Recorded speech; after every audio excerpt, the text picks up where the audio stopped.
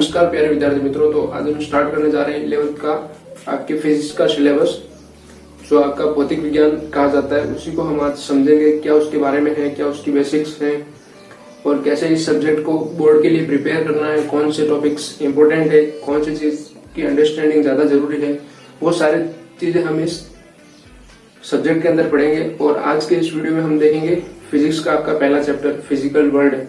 तो ये चैप्टर आपका पूरा है थियरी बेस्ड चैप्टर है पूरा। इसमें आपको साइंस की पूरी हिस्ट्री बताई जाएगी और understanding of basics of science and technology. Science क्या है और टेक्नोलॉजी क्या है, उन दोनों वर्ड्स का जो मीनिंग होता है वो सब इस वीडियो में देखेंगे। तो चलिए शुरू करते हैं आज का ये लेक्चर।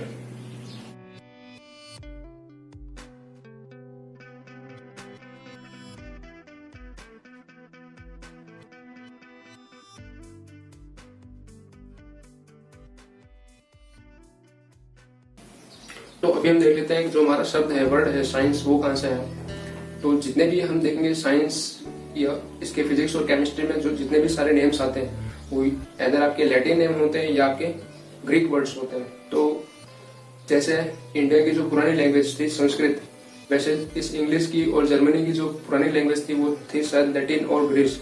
तो उनमें जो वर्ड बताए गए हैं वही वर्ड हम लेके चल रहे हैं अब तक।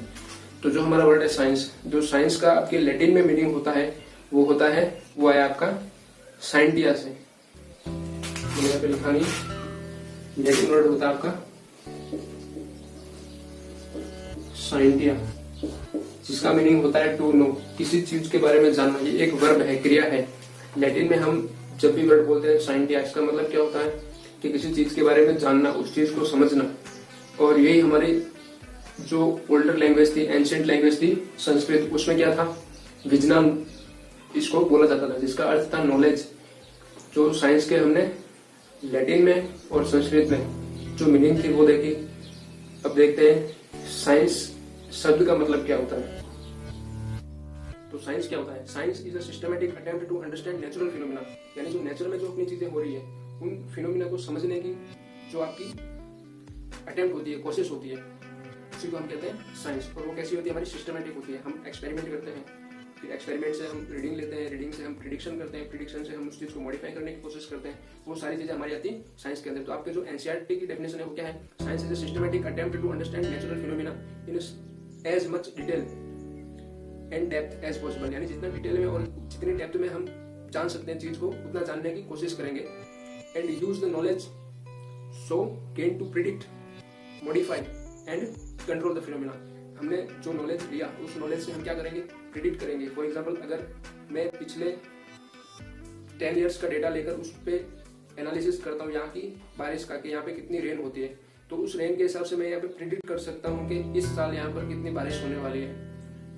ये एक छोटा सा एग्जाम्पल था। और फिर हम और क्या कर सकते हैं? मॉडिफाई कर सकते हैं उस चीज को।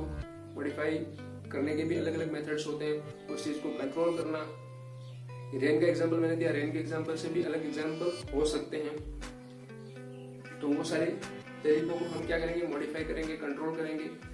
इस कंट्रोल करने की प्रोसेस को ही क्या कहते हैं हम? साइंस।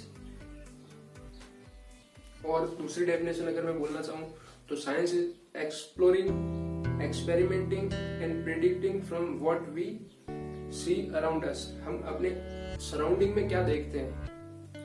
फॉर एग्जाम्पल, मैं बेसिक एग्जाम्पल एकदम पुरानी कहानी न्यूटन बाबा की। तो जो न्यूटन साहब बैठे थे पेड़ के नीचे, अपना सुबह का नाश्ता कर रहे थे, उसी टाइम क्या हुआ, एक एप्पल नीचे गिरता है। तो सर हिसाब न्यूटन ने देखा उस टाइम कि भाई एप्पल गिरा है। उन्होंने अपने सराउंडिंग में जो नेचुरल चीज हुई है कि भाई एप्पल नीचे गिरा है, सीधा सीधा नीचे गिरा है, तो ये नीचे क्यों गिरा है, कौन सी अट्रैक्शन चीज, एट्रैक्टिव फिनोमिना इसके पीछे है कि ये सीधा जमीन पे गिरा, हवा में क्यों नहीं गिरा वापस। तो उस चीज को ऑब्जर्व करना और उसको सिस्टमैटिक वे में समझना, यही है आपकी साइंस। और भी साइंस की बहुत सारी डेफिनेशन कही जा सकती है। जो हिंदी में सबसे स्टैंडर्ड डेफिनेशन क्या? सुव्यवस्थित और सुसंगठित ज्ञान को ही विज्ञान कहा जाता है। विज्ञान माने साइंस होता है, यानी systematic and well mannered knowledge जो हमारा होता है उसी को हम क्या कहते हैं? साइंस कहते हैं। साइंस वर्ड का मीनिंग हम यहाँ पे समझ चुके हैं। तो अब क्या कहते हैं? अब क्या देखेंगे हम? साइंटिफिक मेथड किसे कहते हैं। अब साइंस तो पता चल गया कि भाई जो भी अपने आसपास हो रहा है, जो भी सराउंडिंग मेरे हो रहा है, वो सब क्या है, साइंस है। अब उस साइंस को समझना कैसे, साइंटिफिक मेथड मेरी क्या है, मैं कैसे सीखूंगा उस चीज को, उस चीज पे मैं एक्सपेरिमेंट कैसे करूंगा, उसको हम क्या कहते हैं, साइंटिफिक मेथड। तो एनसीईआरटी ने साइंटिफिक मेथड को क्या बताया कि scientific method involves several interconnected steps, मतलब आपस में जुड़े हुए ऐसे स्टेप्स होते हैं जिससे हम क्या करते हैं, किसी भी चीज का साइंटिफिक मेथड के फॉर्मेट में हम क्या करते हैं, उसका एनालिसिस करते हैं, समझते हैं। तो स्टेप्स मेरे क्या होते हैं, सिस्टमेटिक ऑब्जर्वेशन, मुझे सिस्टमेटिक ऑब्जर्वेशन लेने हैं सारे, कंट्रोल्ड एक्सपेरिमेंट्स करने हैं सारे। कंट्रोल्ड एक्सपेरिमेंट्स मींस मुझे खुद एकदम हद तक मुझे पता होना चाहिए कि भाई इसका आउटकम मुझे क्या आ सकता है। ऐसा नहीं कि मैं एटम का ही एक्सपेरिमेंट करना चालू कर दूं, तो मुझे पता होना चाहिए कि भाई इसका आउटकम क्या हो सकता है, कोई डिजास्टर तो नहीं हो सकता, कोई हैजार्डियस कंडीशन तो नहीं क्रिएट हो सकती। तो वो हमारा होता है कंट्रोल्ड एक्सपेरिमेंट। और फिर क्या है हमारा, qualitative and quantitative reasoning and mathematical modelling, यानी फिनोमिना का ऑब्जर्व मुझे करना, ऑब्जर्वेशन लेने हैं, ऑब्जर्वेशन करके उसके ऊपर मुझे एक्सपेरिमेंट करना है, एक्सपेरिमेंट मेरा कंट्रोल होना चाहिए।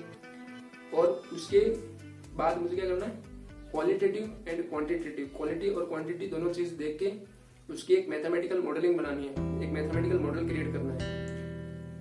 और उसके मॉडलिंग के ऊपर से मुझे क्या मिलेगा, प्रिडिक्शन एंड वेरिफिकेशन और फॉल्सिफिकेशन ऑफ थ्योरीज, यानी अब मैंने एक एक्सपेरिमेंट किया, उसके ऊपर से मुझे जो आउटकम मिला उसकी मैंने मैथमेटिकल मॉडलिंग बनाई, उस मॉडलिंग को मैंने और जगह पे अप्लाई किया। तो वहां पे अप्लाई करने पे अगर मेरी थ्योरी सही हो रही है, मैंने पुरानी थ्योरी को गलत साबित कर दिया, तो यही मेरा क्या हो गया, साइंटिफिक मेथड। मैंने एक चीज को फॉल्स प्रूव कर दिया, फॉल्सिफिकेशन ऑफ थ्योरीज, तो मैंने एक नई साइंस बना दी वहां पर, उसी को हम कहते हैं साइंटिफिक मेथड। तो साइंस वर्ड को हमने यहाँ पे समझ लिया है। अब साइंस एक बहुत ब्रॉड रेंज में फैला हुआ है, तो इसको छोटे छोटे टुकड़ों में हम डिवाइड करके उसकी स्टडी करते हैं। तो साइंस का एक पोर्शन आता है मेरा फिजिक्स। फिजिक्स क्या है, फिजिक्स क्या है, फिजिक्स कहाँ पे काम आती है, हम उसे कैसे ऑब्जर्वेशन में ला सकते हैं, कैसे एक्सपेरिमेंट्स में उसका यूज कर सकते हैं, वही सारा हम इस चैप्टर में आगे देखेंगे।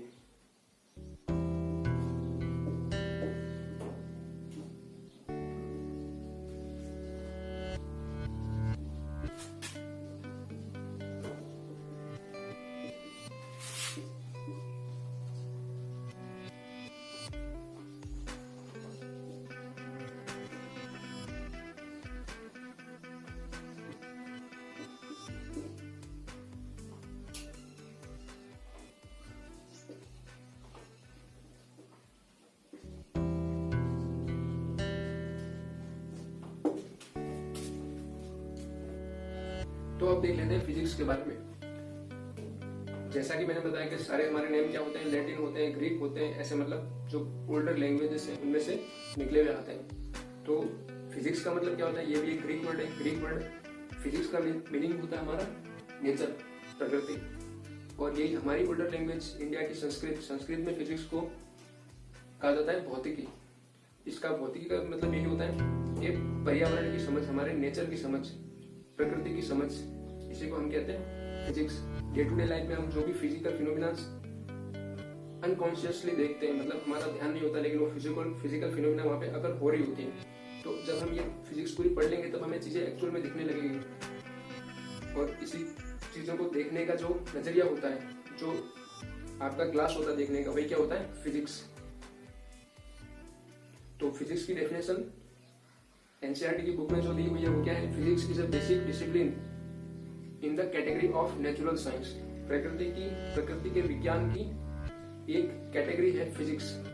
और इसकी दूसरी कैटेगरीज है जो हमारे सब्जेक्ट अलग है, केमिस्ट्री भी है, बायोलॉजी भी है। तो हमारा ये सब्जेक्ट फिजिक्स से रिलेटेड है, तो हम फिजिकल फिनोमिनास को इसमें समझने की कोशिश करेंगे कि फिजिकल फिनोमिनास क्यों अकर होते हैं,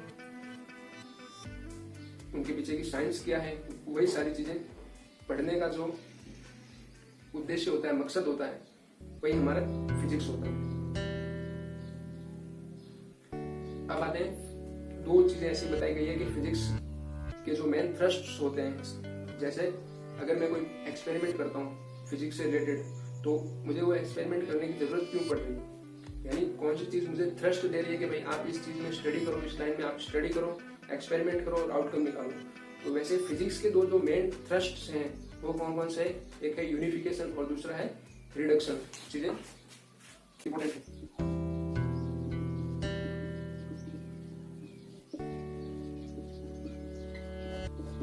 ये दोनों क्या है? Main thrust. ये मुझे फिजिक्स को और डेप्थ में समझने के लिए फोर्स करते हैं कि भाई आप और ज्यादा डेप्थ में चाहिए। इन दोनों वर्ड्स की भी सेपरेट मीनिंग है, वो भी हम आगे देखते हैं।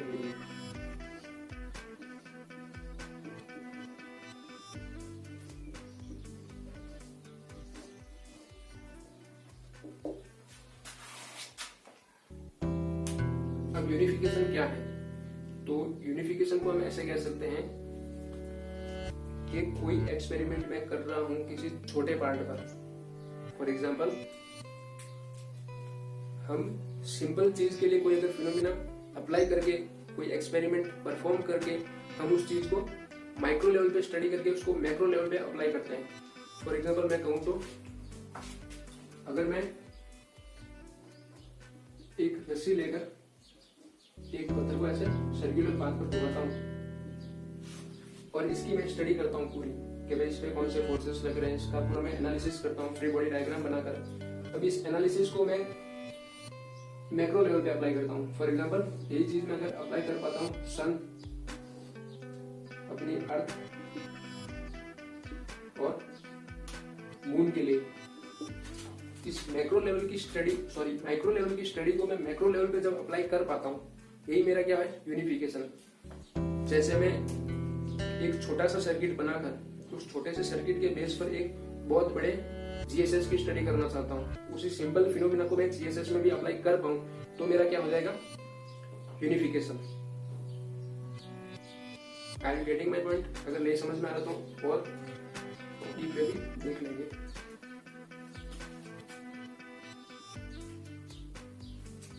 तो यूनिफिकेशन को अगर सिंपली समझा जाए तो खाली इतनी चीज है। मैंने एक छोटे लेवल पे चीज को समझी और उसको बड़े लेवल पे अप्लाई करने की कोशिश करी, वही मेरा क्या है? यूनिफिकेशन।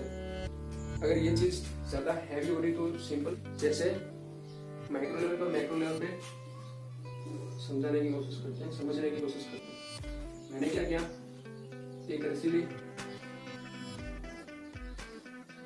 और यहाँ पे मैंने एक हुक बनाया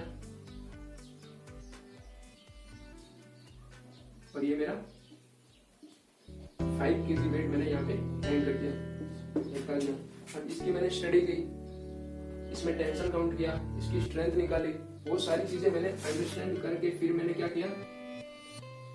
इसी चीज को मैंने अप्लाई किया एक 500 kg के मास पर। यानी 5 किलो की स्टडी करने से अगर मुझे 500 kg की चीज का भी डेटा मिल सकता है, मैं प्रेडिक्शन निकाल सकता हूँ कि भाई इसमें टेंशन क्या होगा, इसकी स्ट्रेंथ कितनी होगी, तो यही क्या हो जाएगा? मेरा यूनिफिकेशन। इसी को यूनिफिकेशन कहते हैं। और दूसरा है मेरा रिडक्शन, वो भी इसके सिमिलर ही है, वो भी देख लेते हैं।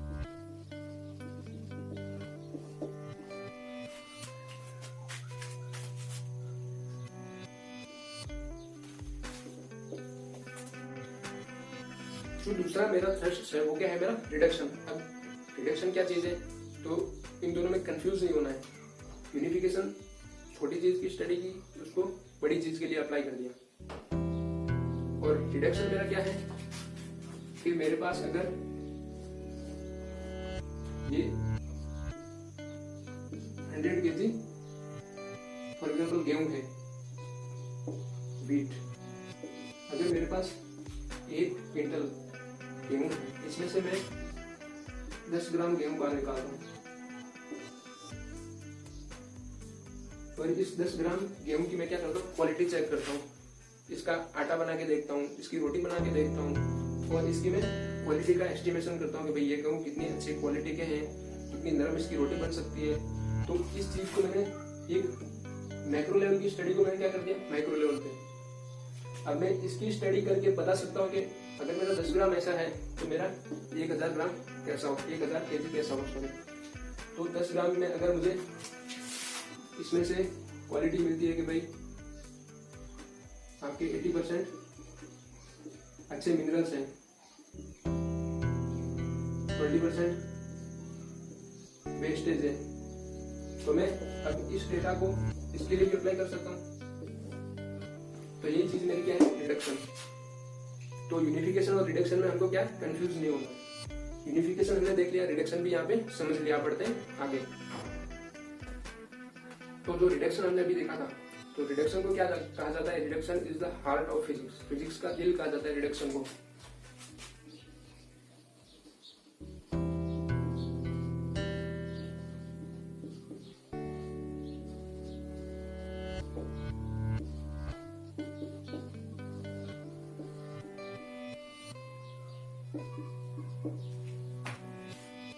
Reduction is the heart of physics.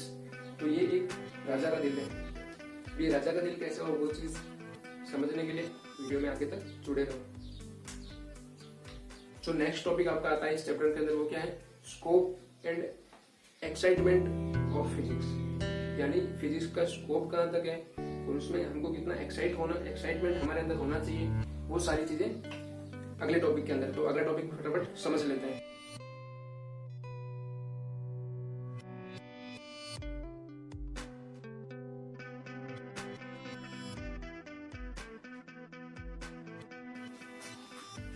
जैसे किसी भी चीज की स्टडी करने के लिए अलग अलग लेवल होते हैं, वैसे फिजिक्स के अंदर भी दो लेवल बताए गए। दो लेवल कौन कौन से, एक है मेरा माइक्रो लेवल और दूसरा है मैक्रो लेवल। अब माइक्रो लेवल पे अगर मैं फिजिक्स की कुछ स्टडी करता हूँ, फॉर एग्जाम्पल माइक्रो लेवल मतलब 1 माइक्रोन से कम, 1 माइक्रोन जो मेरा होता है 10⁻⁻⁶ मीटर। इससे छोटी साइज वाली चीजों की जब मैं स्टडी करता हूँ, और ऐसी स्टडीज मेरी कहाँ होगी, लेबोरेटरी में, माइक्रोस्कोप के अंदर। तो माइक्रो लेवल पे की गई study is the micro physics. और अगर मैक्रो लेवल कितना बड़ा है, अगर मैं सन और मून की भी स्टडी करता हूँ इतने बड़े लेवल पर, तो वो मेरी क्या हो जाएगी, मैक्रो लेवल की फिजिक्स। तो फिजिक्स के हमारे दो लेवल होते हैं, एक लेस देन 1 माइक्रोन और ग्रेटर देन 1 माइक्रोन। ये दो लेवल पे हम फिजिक्स की स्टडी करते हैं। और जो हमारी स्टडी 11th और 12th के सिलेबस में, वो हमारी मोस्ट ऑफ मैक्रो लेवल की स्टडी है, जिसे हम क्लासिकल फिजिक्स भी बोलते हैं। और जो माइक्रो लेवल पे है वो हमारी होती है क्वांटम फिजिक्स। इसके भी 2 चैप्टर हैं, एक चैप्टर 11th में, एक 12th में है। फिर मैक्रो लेवल के अंदर हम करते हैं क्लासिकल फिजिक्स की स्टडी। अब क्लासिकल फिजिक्स के अंदर मेरे क्या क्या आते हैं वो भी देख लेते हैं। मैक्रो लेवल के अंदर क्लासिकल फिजिक्स,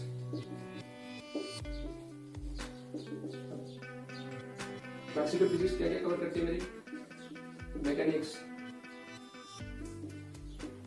फिर इलेक्ट्रोडायनामिक्स,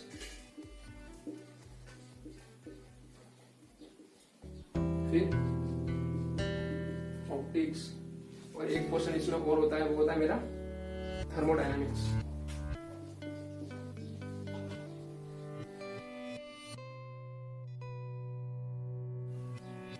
मैकेनिक्स के अंदर और मेरे टॉपिक्स आते हैं। मैकेनिक्स में किसी पढ़ता हूँ, सॉलिड और लिक्विड, इन दोनों के सेपरेट चैप्टर है। थर्मोडायनेमिक्स में, इलेक्ट्रोडायनामिक्स के अंदर मैं इलेक्ट्रिसिटी से रिलेटेड चीजों की स्टडी करूंगा। ये सारा ये 11th 12th में दोनों में आएगा। ये 12th की स्टार्टिंग में सारे चैप्टर आ जाएंगे आपके, ये 11th 12th दोनों के अंदर है, और ये 11th के अंदर इसका एक चैप्टर और 12th के अंदर शायद इसके एप्लीकेशन का चैप्टर है। तो ये हो गए मेरे फिजिक्स के level, macro level, micro level. हमको मोस्ट ऑफ स्टडी किसमें करनी है, मैक्रो लेवल के अंदर। इसके बाद आती है 3 चीजें जो आपको मालूम होनी चाहिए, जिन शब्दों का मतलब आपको पता होना चाहिए। तो पहला वर्ड है मेरा हाइपोथेसिस, दूसरा है एक्सियम्स, और थर्ड है मेरा मॉडलिंग। ये तीनों चीजें क्या क्या है। तो हाइपोथेसिस क्या है, ये आपकी होती है ऑब्जर्वेशन के बेस पर कहा हुआ स्टेटमेंट। फॉर एग्जाम्पल, अगर जैसे पुराने टाइम में एक्सपेरिमेंट करने की इतनी फैसिलिटीज नहीं होती थी, तो उस टाइम में होते थे आपके दार्शनिक, फिलोसोफर, वो चीज को ऑब्जर्व करके एक स्टेटमेंट देते थे, जिसे हम बोलते हैं ना अवधारणा। कोई एक स्टेटमेंट दे दिया बिना किसी एक्सपेरिमेंट के बेस पर, तो उसको हम बोलते हैं हाइपोथेसिस। तो जो पुराने टाइम में हाइपोथेसिस दी गई थी, वो कुछ हद तक आज के टाइम में भी एक्सपेरिमेंट करने के बाद भी वो सही साबित हुई है। और जो हमारी होती है एक्सियोम्स, एक्सियोम्स क्या होती है, ये होती है सेल्फ प्रूव्ड, यानी अपने आप में ये चीजें प्रूव होती है। इसको ना तो किसी स्टेटमेंट देने की जरूरत पड़ती है और ना कोई एक्सपेरिमेंट की जरूरत पड़ती है। फॉर एग्जाम्पल, अगर मैं इस मार्केट में यहाँ से लीव करता हूँ फ्रीली, तो ये मेरे हाथ के अंदर गिरेगा ही गिरेगा। ये चीज सेल्फ प्रूव्ड है, इसको प्रूव करने की जरूरत नहीं पड़ेगी हमें। तो वो होती है हमारी एक्सियोम्स। और थर्ड होते हैं हमारे मॉडल, मॉडलिंग करना। मॉडलिंग फिजिकल मॉडलिंग होती है, मैथमेटिकल मॉडलिंग भी होती है। यानी हमने क्या किया, ऑब्जर्वेशन किया, उस पर एक्सपेरिमेंट किया, एक्सपेरिमेंट के ऊपर से हमने स्टैटिस्टिक्स निकाली और उस स्टैट्स के आधार पर मैंने एक मैथमेटिकल मॉडल बनाया, एक फिजिकल मॉडल बनाया। तो वो थी हमारी मॉडलिंग। तो ये तीन चीजें आपको पूरी फिजिक्स के अंदर देखने को मिलेगी। अगर मैं हाइपोथेसिस का बोलूं तो एरिस्टोटल ने भी हाइपोथेसिस दी है, और एक्सियोम्स का बोलूं तो एक्सियोम्स तो सेल्फ प्रूव्ड होती है। और मॉडलिंग के अंदर आपको मिलेगा एटॉमिक मॉडल, एटॉम वाले चैप्टर के अंदर मॉडल मिलेंगे आपको, बोर का मॉडल मिल जाएगा, फिर आपका वो वाटरमेलन वाला मॉडल भी मेंशन्ड है। तो वैसे मॉडलिंग हम करते हैं फिजिक्स के अंदर वो चीज यहाँ पे आपके इंट्रोडक्शन वाले चैप्टर में भी बताई गई है कि हाइपोथेसिस, एक्सियोम्स और मॉडलिंग ये चीजें क्या होती है, वो चीजें हमें पता होनी चाहिए। तो आज की क्लास यहीं तक करते हैं। इसके बाद जो आपके दो मेन टॉपिक आ रहे हैं वो है कौन से, फंडामेंटल फोर्सेस वाला और फोर्सेस के नेचर क्या क्या होते हैं, फिजिक्स के लॉज के नेचर क्या क्या होते हैं। ये दो टॉपिक हैं, ये हमको फॉर्मूले के बेस पे समझने पड़ेंगे। अगर मैं यहाँ पे कंबाइन कर देता हूँ तो वीडियो काफी लेंथी हो जाएगा, तो इसको मैं नेक्स्ट वीडियो के अंदर समझाऊंगा आपको। तो तब तक क्या करना है, फिजिक्स के रिलेटेड जितने भी आपके स्टूडेंट्स सर्कल में हैं जो फिजिक्स के अंदर खुद को वीक समझते हैं या जिनको फिजिक्स समझ में नहीं आ रही फंडामेंटल्स, तो उन दोस्तों को शेयर कीजिए इस वीडियो को। और अगर आपको पसंद आया है तो लाइक कीजिए इस वीडियो को। अगर कुछ चीजें नहीं समझ में आ रही या मेरे बोलने और आपके समझने में कुछ फर्क रहा हो तो कमेंट सेक्शन में बताइए, उसका क्लैरिफिकेशन हो जाएगा। और सब्सक्राइब तो आपने कर ही दिया होगा, शेयर कीजिए इस वीडियो को ताकि हम भी हमारा 500 का मुकाम जल्दी हासिल करें। Thank you so much.